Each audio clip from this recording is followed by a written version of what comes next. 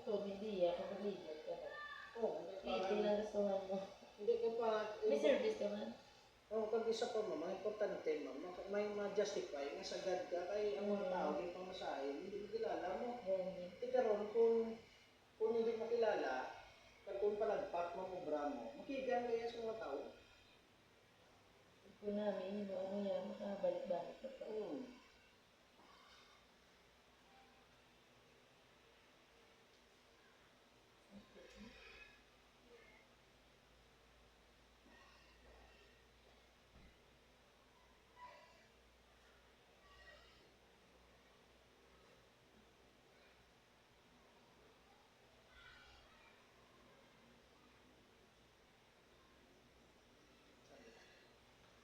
Grabe ito na kami naman, no?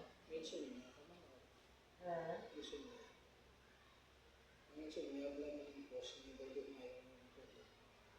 Oo, kaya, for example, natulog ako di mga 8. Magkagawag, tawag ko ba na?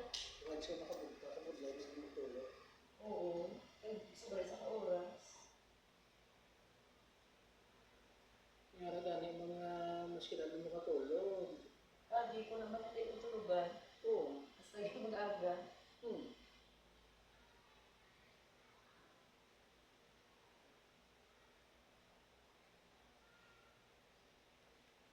Hindi naman ganito vitamins ang natulog ko.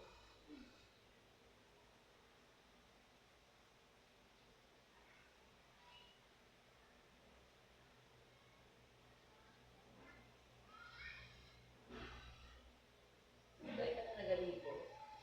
Hindi ka gawin lang sa tugay mo magalibot. Ang ako na practice sa masahe ko ya 20 years na. Ang una ganin mo mas kasimulang may struggle mo sa ko. Ang dahil nila sa akin, minamit ko na sa kamot. Tumayo ka na.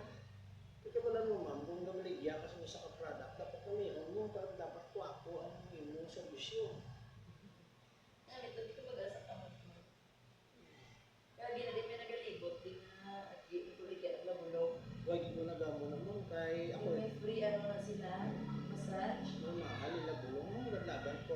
Tawag sila grupo, sismore. Kaya ang sismore na ma'am, isa miyara na sila nga isa man nakot na sila. Ibang bastos sila klase ka pa mo yan.